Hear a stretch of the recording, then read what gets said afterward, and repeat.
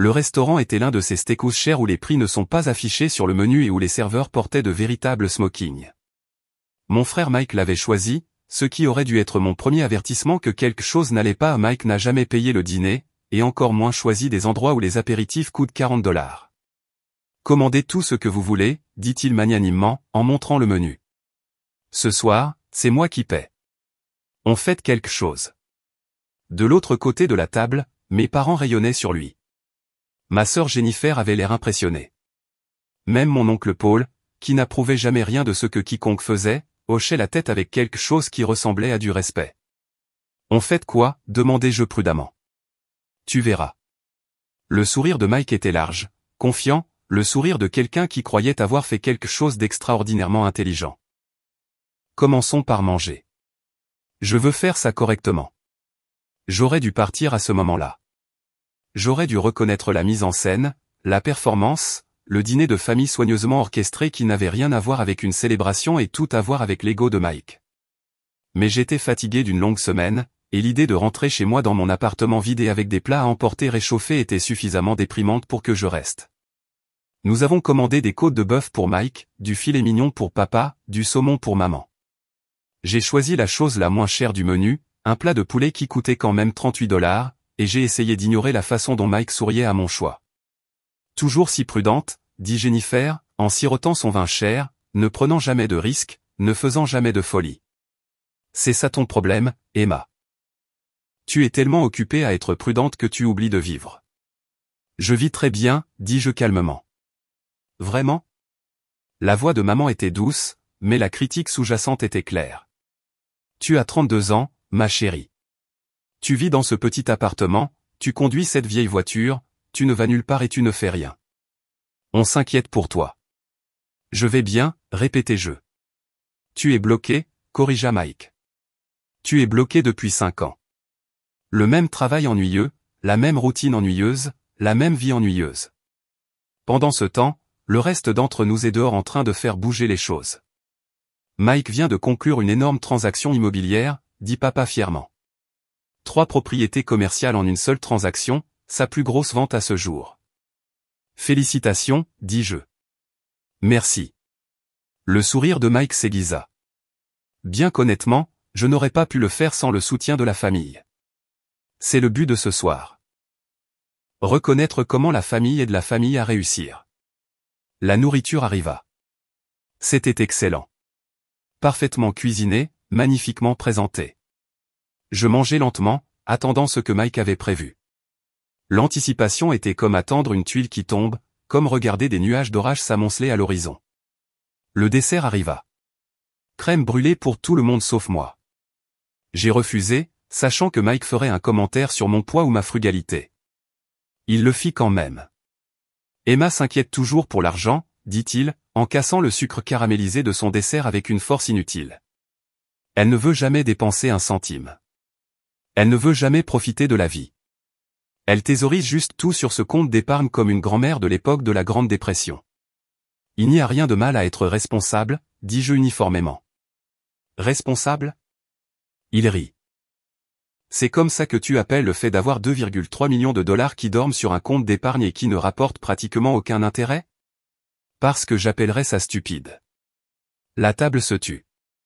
Comment sais-tu combien j'ai sur mon compte d'épargne? Demandai-je, ma voix très calme malgré la glace qui inondait mes veines. Parce que j'ai vérifié, dit Mike, en sortant un papier plié de la poche de sa veste.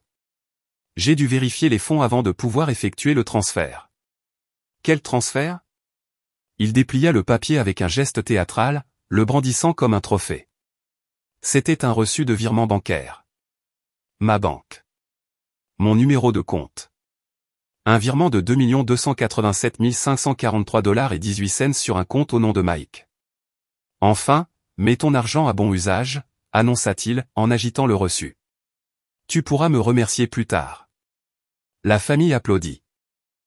De véritables applaudissements, comme si Mike venait de faire un tour de magie au lieu de commettre un crime fédéral.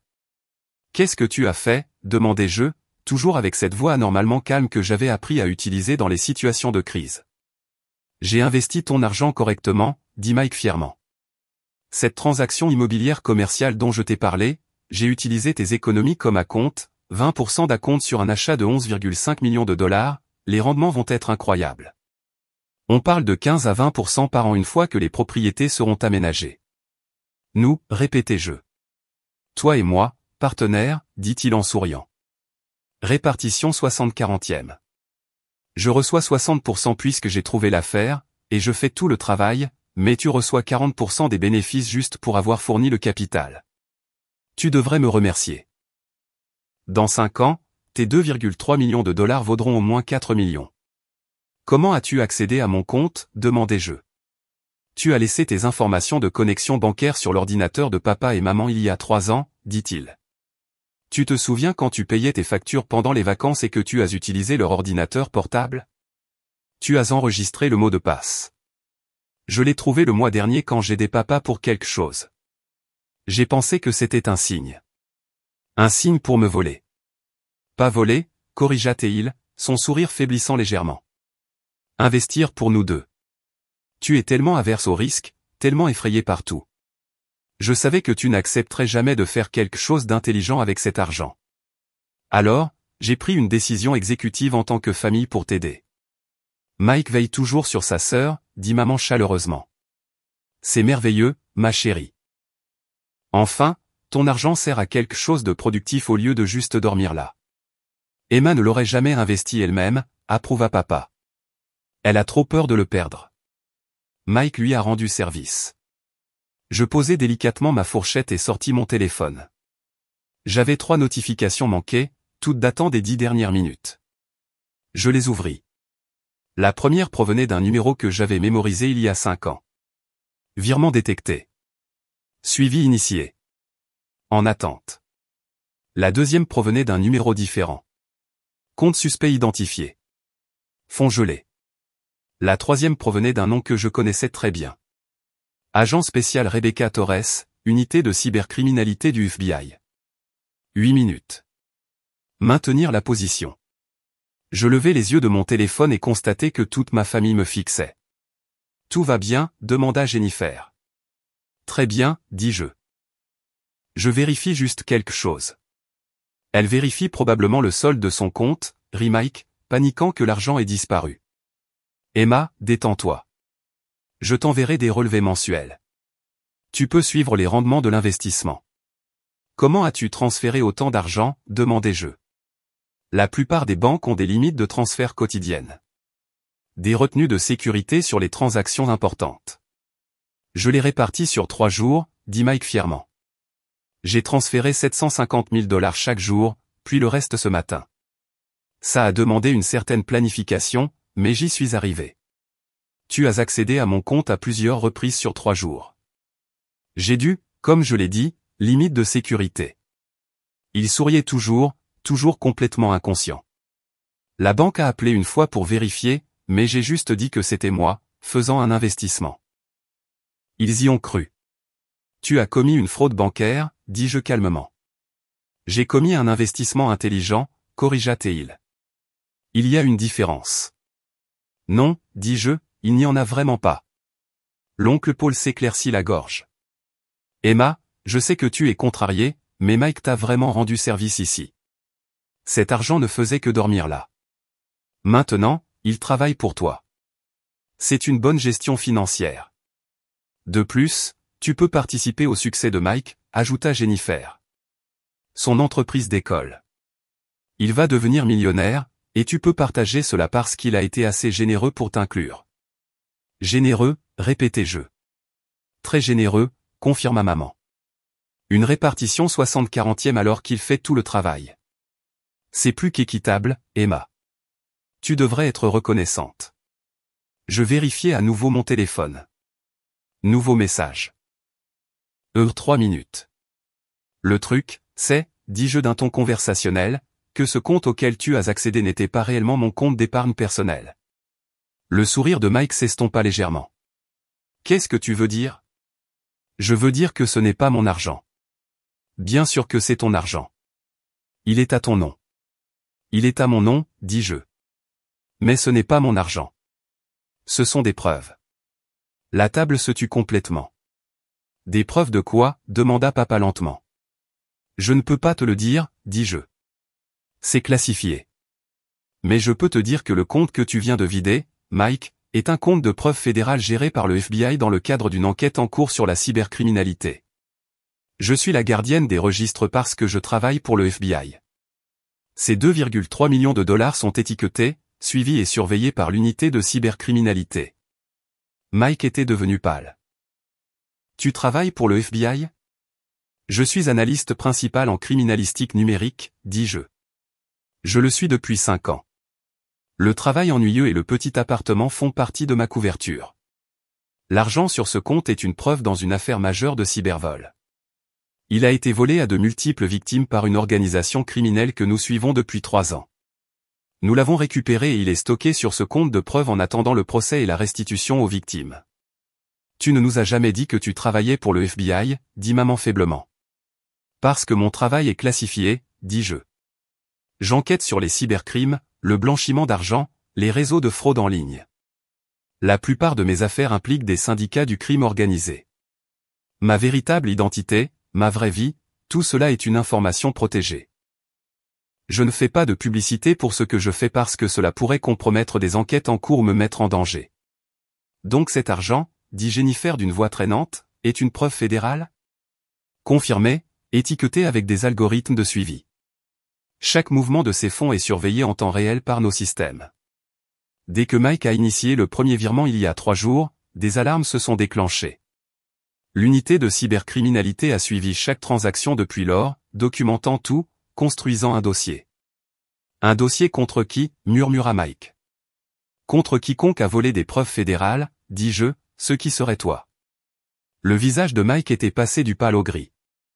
Je ne savais pas. Tu savais que ce n'était pas ton argent, dis-je. Tu savais que tu n'avais pas la permission d'accéder à mon compte. Tu savais que tu transférais des fonds sans mon autorisation. Ces faits ne changent pas juste parce que tu ne savais pas que l'argent était une preuve fédérale. Mais je pensais que j'aidais. Tu pensais que tu volais, corrigeai-je calmement. Tu as trouvé mes informations de connexion et au lieu de me parler de la violation de la sécurité, tu les as utilisées pour accéder à mon compte à plusieurs reprises sur 3 jours, transférant plus de 2 millions de dollars sur ton compte sans que je le sache ni ne l'autorise. C'est du vol, Mike. C'est de la fraude bancaire. Et comme l'argent est une preuve fédérale, c'est aussi une entrave à la justice. Le restaurant était devenu étrangement calme autour de nous. Je jetai un coup d'œil autour de moi et compris pourquoi. 4 personnes en tenue de travail étaient entrées et étaient positionnées près de notre table. Je reconnus immédiatement Rebecca Torres, ses identifiants du FBI déjà visibles à sa ceinture.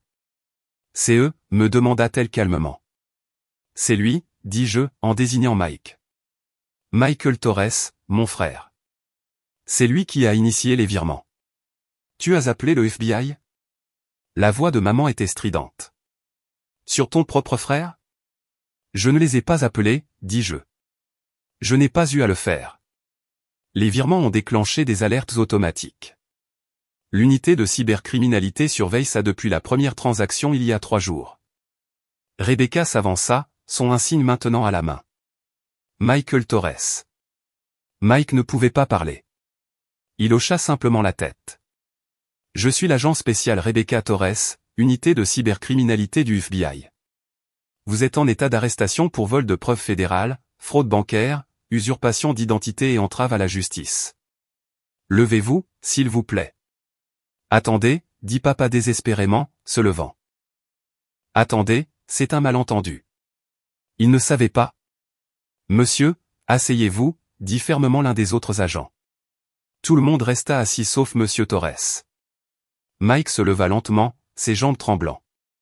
Emma, s'il te plaît, dis-leur que c'était une erreur. Dis-leur que je ne voulais pas dire. Tu voulais voler 2,3 millions de dollars, dis-je. Tu l'as planifié pendant des jours. Tu l'as exécuté délibérément. La seule erreur a été de croire que tu pouvais t'en tirer. Rebecca le menotta efficacement. Vous avez le droit de garder le silence. Tout ce que vous direz pourra être utilisé contre vous devant un tribunal. Les autres clients du restaurant regardaient ouvertement. Maintenant, notre famille était assise, figée, regardant Mike se faire lire ses droits Miranda au milieu d'un steakhouse cher. Qu'en est-il de la transaction immobilière? Demanda Mike désespérément alors que Rebecca commençait à l'emmener. J'ai versé l'argent. C'est un dépôt fiduciaire. La transaction se termine la semaine prochaine. Les fonds ont été gelés, dit Rebecca. Le compte fiduciaire a été saisi. La transaction est annulée et les 2,3 millions de dollars seront restitués à la garde du FBI dans les 24 heures. Mais je vais perdre le dépôt. Vous perdrez beaucoup plus que ça, dit Rebecca. Vous avez volé des preuves fédérales. Vous risquez de 10 à 20 ans de prison fédérale. Ils l'emmenèrent. Le restaurant était complètement silencieux maintenant. Tout le monde regardait mon frère se faire escorter menottes au poignet. Je me retournai vers ma famille. Maman pleurait. Papa avait l'air d'avoir vieilli de 10 ans en 10 minutes. Jennifer et l'oncle Paul me fixaient juste avec horreur. Tu les as laissés l'arrêter, murmura maman. Ton propre frère. Il a volé 2,3 millions de dollars de preuves fédérales, dis-je. Qu'est-ce que tu pensais qu'il allait se passer? Nous pensions que tu allais arranger ça, cria papa. Tu travailles pour le FBI. Tu aurais pu arrêter ça. Non, dis-je calmement. Je ne pouvais pas et je ne voulais pas. Mike a commis de graves crimes fédéraux, de multiples crimes. Il a accédé à des systèmes protégés, volé des preuves étiquetées, commis une fraude bancaire et tenté de cacher le produit dans une transaction immobilière commerciale. Ces crimes ne disparaissent pas juste parce que nous partageons de l'ADN. Mais c'est ton frère, dit Jennifer. Et c'est un criminel, répondis-je. Il a trouvé mes informations de connexion et au lieu de me parler de la violation de la sécurité, ce qui aurait été la bonne chose à faire, il l'a exploité pour voler des millions de dollars. Il a planifié ça. Il l'a exécuté sur plusieurs jours. Il a commis des crimes délibérés et prémédités. Il essayait de t'aider, sanglota maman. Il essayait de me voler, corrigeai-je. Il a juste enveloppé ça dans un langage sur l'investissement, la famille et l'aide pour se sentir mieux. Mais la vérité est simple. Il a trouvé un accès à de l'argent qui ne lui appartenait pas, et il l'a pris. Tu aurais pu l'avertir, dit l'oncle Paul. Tu aurais pu lui dire ce qu'était cet argent avant qu'il ne l'utilise. Je ne pouvais rien lui dire, dis-je. Mon travail est classifié. L'existence de ce compte est classifiée. L'enquête à laquelle il est lié est classifiée. Il m'est légalement interdit d'en discuter avec quiconque n'a pas d'autorisation. Pas même la famille. Surtout pas la famille, dis-je, parce que la famille peut être utilisée comme levier. La famille peut être manipulée. Les organisations criminelles ciblent spécifiquement les familles des enquêteurs parce qu'elles savent que les gens compromettent leurs principes pour protéger leurs proches. Alors tu l'as juste laissé tomber dans un piège, exigea papa. Mike est entré dans un crime, dis-je. Tout seul. Personne ne l'a forcé à accéder à mon compte. Personne ne l'a forcé à transférer l'argent. Personne ne lui a dit de commettre une fraude. Il a fait tout cela de son propre chef parce qu'il a vu une opportunité et l'a saisie. Le serveur apparut hésitant. L'addition, monsieur? Papa le regarda d'un air absent. Mike payait. Mike est en détention du FBI, dis-je. Je vais m'en occuper. Je sortis ma carte de crédit personnel et la tendis au serveur. L'addition était de 847,63 $. Je la payai sans sourciller, laissai un pourboire généreux et me levai. Où vas-tu? Demanda maman. À la maison, dis-je. J'ai un long compte rendu demain. Je vais devoir documenter tout ce qui s'est passé ce soir pour le rapport d'enquête. Tu pars juste? Jennifer avait l'air stupéfaite. Ton frère vient d'être arrêté et tu t'en vas juste? Oui, dis-je simplement. Parce qu'il n'y a rien de plus que je puisse faire ici. Mike sera traité, traduit en justice et un défenseur public fédéral lui sera assigné. Il sera probablement refusé de caution compte tenu de la gravité des accusations. Ensuite, il attendra son procès. Combien de temps? La voix de papa était creuse. Le procès? 6 mois à 1 an, probablement. Les affaires fédérales prennent du temps. Et la prison, s'il est reconnu coupable, ce qu'il sera, les preuves sont accablantes. Il risque de 10 à 20 ans. Il purgera probablement 8 à 12 ans avec une bonne conduite. Maman fit un bruit comme un animal blessé. Il a volé 2,3 millions de dollars de preuves fédérales, dis-je à nouveau, plus doucement cette fois. À quoi vous attendiez-vous? Une tape sur les doigts? Des amendes. Ce sont des crimes graves avec des conséquences graves. C'est ton frère, répéta maman, comme si c'était une phrase magique qui pouvait changer la réalité. Je sais, dis-je. Mais cela ne change pas ce qu'il a fait. Cela ne change pas la loi, et cela ne change pas les conséquences. Je l'ai laissé assis là dans le restaurant cher, entouré des restes du dîner de célébration qui s'était transformé en scène de crime. Le bureau de terrain du FBI était à 20 minutes. Je conduisis là-bas en silence, mon esprit se mettant déjà en mode travail, compartimentant le personnel du professionnel. Rebecca attendait dans la salle d'interrogatoire quand j'arrivai. « Ça va ? » « Je vais bien, dis-je. »« C'était ton frère. »« Je sais. » Il m'étudia pendant un moment. La plupart des gens seraient plus contrariés. « Je suis contrarié, dis-je. Mais je suis aussi une professionnelle. Il a commis des crimes. J'ai fait mon travail. Ces deux choses ne s'annulent pas mutuellement, mais elles ne se changent pas non plus. Assez juste. Elle fit glisser une tablette sur la table. J'ai besoin de ta déclaration. Tout ce qui s'est passé ce soir, tout ce qu'il a dit, nous l'utiliserons dans les poursuites. Je passai 2 heures à tout documenter. La confession de Mike sur la façon dont il avait trouvé mes informations de connexion. Son aveu d'avoir réparti les virements sur 3 jours pour éviter les limites de sécurité. Sa déclaration sur le fait de s'être fait passer pour moi auprès de la banque. Sa description de la transaction immobilière, tout serait utilisé contre lui. C'est une affaire solide, dit Rebecca quand j'eus fini. Peut-être le slam dunk le plus solide que j'ai vu en 5 ans. Ton frère a essentiellement tout avoué devant 8 témoins dans un restaurant public. Il ne pensait pas qu'il avouait, dis-je. Il pensait qu'il se vantait. Il croyait sincèrement qu'il avait fait quelque chose d'intelligent. Il a fait quelque chose d'incroyablement stupide, corrigea Rebecca. Voler des preuves fédérales, accéder au système du FBI. Ce n'est pas intelligent. C'est un billet aller simple pour la prison fédérale. Je sais. Tu vas lui rendre visite ? J'y réfléchis. Probablement pas. C'est froid. C'est honnête, dis-je. Mike a passé toute notre vie à me traiter comme si j'étais stupide, sans valeur, un échec. Il s'est moqué de ma carrière, de mes choix, de ma vie. Il pensait que j'étais pathétique.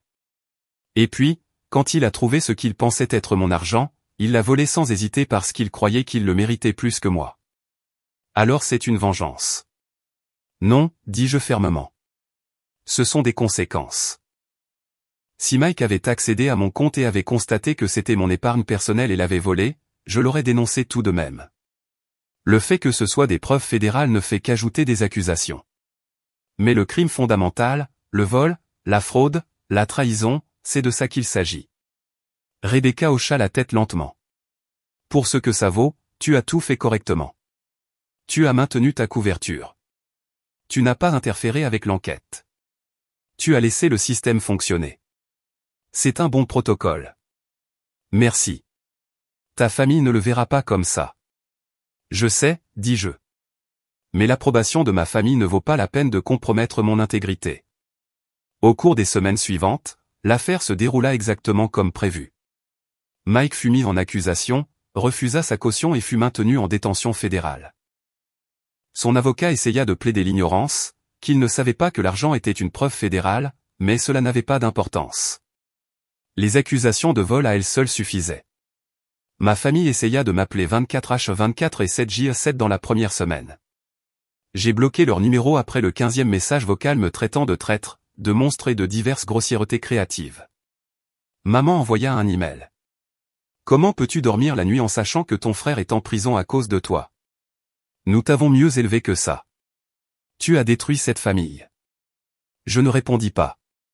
L'email de papa était plus court. Tu n'es plus notre fille. Ne nous contacte plus. Je ne l'aurais pas fait de toute façon. Celui de Jennifer était le plus intéressant. J'espère que tu es fier de toi. Mike essayait de t'aider et tu as détruit sa vie. Ses enfants n'ont plus de père maintenant parce que tu te souciais plus des règles que de la famille. Tu es sans cœur. Je le supprimai sans répondre. Le procès eut lieu 8 mois plus tard. J'ai témoigné pendant 3 heures, expliquant au jury exactement ce qui s'était passé. Les preuves étaient accablantes. Les relevés bancaires, les reçus de virements, les images de vidéosurveillance, les appels téléphoniques enregistrés où Mike s'était fait passer pour moi auprès des responsables bancaires, et bien sûr, 8 témoins qui avaient été à ce dîner au restaurant. Le jury délibéra pendant 40 minutes. Coupable de tous les chefs d'accusation. La sentence fut prononcée 2 semaines plus tard. La juge ne fut pas compatissante. Monsieur Torres, vous n'avez pas seulement volé de l'argent, dit-elle. Vous avez volé des preuves fédérales dans le cadre d'une enquête en cours. Vous avez accédé à des systèmes protégés. Vous avez commis une fraude bancaire, une usurpation d'identité et une entrave à la justice. Vous avez fait tout cela délibérément sur plusieurs jours avec planification et préméditation. Et vous l'avez fait à votre propre sœur, quelqu'un qui aurait dû pouvoir vous faire confiance. Elle le condamna à 15 ans de prison fédérale. Ma famille envoya des menaces de mort. Le FBI enquêta, les trouva suffisamment crédibles pour justifier une surveillance de protection, et ajouta des accusations contre l'oncle Paul pour avoir menacé un agent fédéral. Je changeai de numéro de téléphone, déménageai dans un nouvel appartement et retournai au travail. 3 années passèrent. Je fus promu chef de section adjointe de l'unité de cybercriminalité. Mon salaire augmenta à 183 000 $. J'achetai une petite maison dans un quartier calme à l'extérieur de DC. Je sortais occasionnellement avec des gens. Je me liai d'amitié avec des collègues qui comprenaient que parfois la loyauté envers la famille doit céder le pas à l'intégrité. Je ne rendis jamais visite à Mike en prison. Je n'écrivis jamais, ne répondis jamais à ses lettres. Mes parents prirent leur retraite en Arizona et dirent à tout le monde dans leur nouvelle communauté que j'étais morte dans un accident de voiture. C'était plus facile que d'expliquer qu'ils avaient une fille au FBI qui avait envoyé leur fils en prison. Jennifer se maria et ne m'invita pas. Je ne serais pas allé de toute façon. Je vivais une vie calme et réussie. J'étais bonne dans mon travail, vraiment bonne. Je menais des enquêtes qui démantelèrent de grandes organisations de cybercriminalité, récupérèrent des centaines de millions de fonds volés et envoyèrent de dangereux criminels en prison où ils étaient à leur place. Et je ne regrettais jamais, pas une seule fois, d'avoir dénoncé les crimes de Mike. Parce que certains principes sont plus importants que l'approbation de la famille, des choses comme l'intégrité, la justice, l'état de droit, des choses comme savoir que vous avez fait la bonne chose même quand c'était la chose la plus difficile, même quand cela vous a coûté l'amour de votre famille, même quand cela vous a laissé seul. Mike fut libéré après avoir purgé 11 ans avec une bonne conduite. J'en ai entendu parler par les canaux d'application de la loi, pas par la famille. Il ne me contacta jamais. Mes parents décédèrent à moins de 2 ans l'un de l'autre. Je l'appris lorsque leur avocat successoral me retrouva. Ils avaient tout laissé à Jennifer dans leur testament avec une clause spécifique m'excluant. Notre fille Emma ne doit recevoir aucune part de cette succession car elle s'est avérée être sans loyauté, sans compassion ou sans valeur familiale. Je demandai à l'avocat de m'envoyer une copie de la clause. Je l'encadrai et la pendis dans mon bureau à domicile. Parce que les valeurs familiales, j'ai appris, incluent l'acceptation du crime, ne devraient pas inclure la protection des criminels, ne devraient pas inclure la compromission de vos principes parce que quelqu'un partage votre ADN. Les vraies valeurs familiales signifient intégrité, honnêteté, responsabilité. Les vraies valeurs familiales signifient faire la bonne chose même quand c'est difficile, même quand cela vous coûte tout, même quand vous finissez seul. J'avais 45 ans lorsque Mike prit enfin contact. Une lettre transmise par les canaux officiels parce qu'il n'avait pas mon adresse. Elle était courte. Je ne m'attends pas à ce que tu lises ceci ou que tu répondes. Je voulais juste que tu saches que je comprends enfin. La prison m'a donné beaucoup de temps pour réfléchir, beaucoup de temps pour réaliser ce que j'ai fait.